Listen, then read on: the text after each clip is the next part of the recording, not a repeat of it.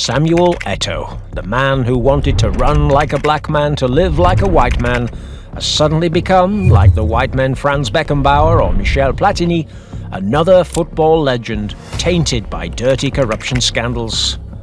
For those who have seen him recently at retired footballers' games, sporting a prominent belly in the purest Ronaldo Fenomeno style, this transformation may not have come as a surprise, but for those of us who saw him as a humble footballer growing up in teams like Leganes or Mallorca, it has been yet another disappointment of how sporting legends automatically become authentic mafiosi as soon as they start to make some money and they stop being that little black guy who didn't want to look the legendary racist manager Don Luis Aragonés in the eye. In 2022, we discovered that the top scorer in the history of the Africa Cup of Nations was already a criminal, and that since his heyday as a footballer with FC Barcelona. Between 2006 and 2009, while scoring goals applauded by the vice president of the referees, José María Enríquez Negreira, Samuel Eto'o committed up to 4 tax frauds against the Spanish treasury, almost €4 million in taxes from his image rights. It was not until 15 years later, you can see just how quick Spanish justice is, that Eto'o was tried and sentenced to 22 months in prison and ordered to pay compensation equivalent to the money he had defrauded. However, Eto'o continued to justify his corruption by saying that it was all the fault of his father, at the same time his manager, for he was the one who had told him what to do when he was just a child. A boy of almost 30 who was already snorting ammonia to improve his performance on the pitch, as he was caught while playing for Chelsea, and who always lived surrounded by dopers like Fernando Correa in Mallorca and Leo Messi in Barcelona, or the Vicks vapor-up snorter Patrick Vieira at Inter. But this was not the only legal problem he had in Spain. In February 2022, the procreator Eto'o was condemned to recognize Erika do Rosario Nieves as his daughter after several disputes and lawsuits. Exactly the same thing that had happened with another daughter, Annie Eto'o Barranca, whom he had had thanks to an extramarital relationship in Italy. The Cameroonian Lothario, in his days as a child fraudster, was also capable of giving love to any woman without the necessary protection, which would cause him financial problems 20 years down the line. Erika, 24, even went so far as to ask for Eto'o to be sent to prison in 2023 for more than 5 years of non-payment of alimony, i.e. €90,000. In 2015, it had already happened with his other daughter, Annie, when he was sentenced in Italy to 3 months in prison and ordered to pay tens of thousands of euros to his little cherub. But as he had already been convicted in Spain for being a tax offender, and the danger of prison was now very, very real, the once great footballer dropped his trousers and reached an economic agreement with his daughter Erika, a supermarket cashier who put the footballer who had scored so many goals firmly on the ropes. But his real problems began in 2021, when Eto'o was elected to the lofty post of president of the Cameroon Football Federation. Just after winning the historic Champions League at the Santiago Bernabeu with FC Inter, Samuel declared that he would love to be Cameroon's national coach one day.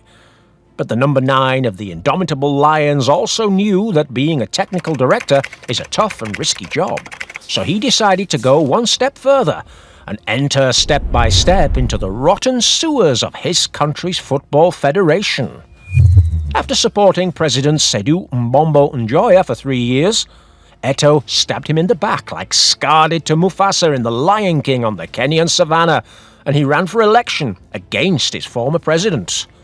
With his persona as Cameroon's most successful footballer and a populist proposal saying that his main goal was to rebuild Cameroonian football, Eto'o swept to victory, winning the election as fans cheered him on outside the Montfebe Hotel in Yaoundé.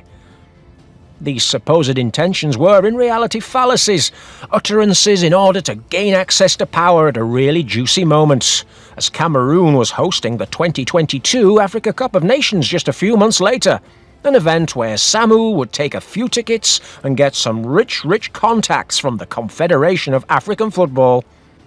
In fact, he had his first controversy there when Cameroon beat the lowly Comoros Islands 2-1 in the round of 16. For while the indomitable Lions had their full squad, the Comoros team had up to 12 positive coronavirus tests in Cameroon, meaning half the squad was ineligible to play, and yet the match was held. Shortly afterwards, Eto'o tried to copy Carlos Saul Menem and increase his term of office from the elected 4 years to 7 years, and simply because he felt like it. He didn't succeed because Gianni Infantino didn't want him to, possibly because other presidents did the same. Regrettable, but not as regrettable as Eto'o's role in the World Cup in Qatar 11 months later. First, by meddling in the decisions of the coach, his friend and former teammate, Rigobert Song, Eto'o was at loggerheads with the national team's goalkeeper, Andre Onana, not because he was a doped player, as it turned out in 2021, but because of personal and egotistical differences that one day we will tell you all about. Rigoberto Song then decided to side with his boss Eto'o and expelled the star of the Cameroonian team from the training camp, something which was totally unheard of. But he didn't stop there, as he had no problem kicking Algerian YouTuber Sadouni SM in the head after the match in which Cameroon lost 4-1 to Brazil at the embarrassing Qatari event.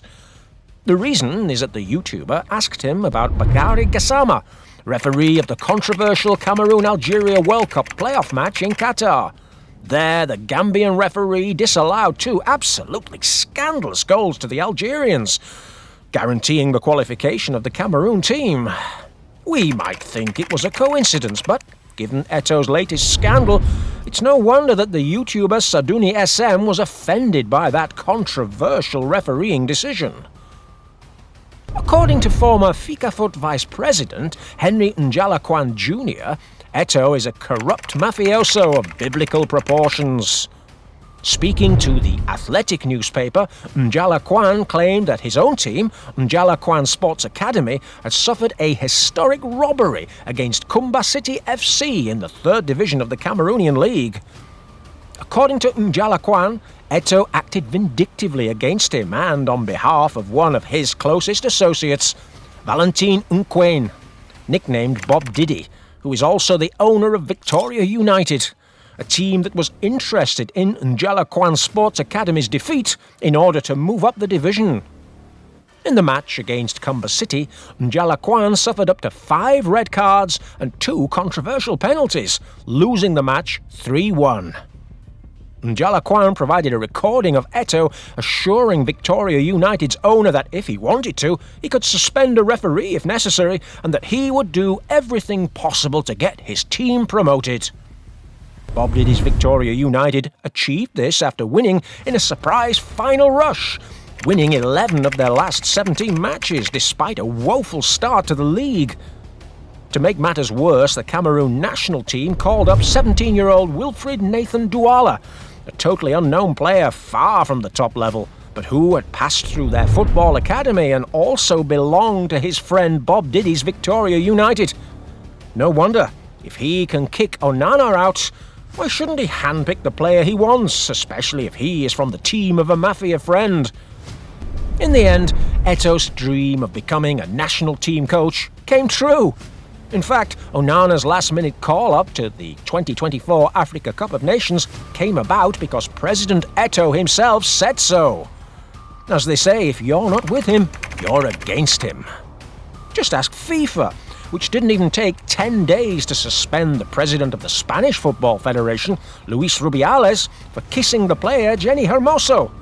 However, for bribery, coercion, the handpicking of referees, the advertising of bookmakers sponsored by Eto'o, which is forbidden for federation presidents, or the tax offences that make him a criminal, well, Gianni Infantino takes much, much longer to make up his mind.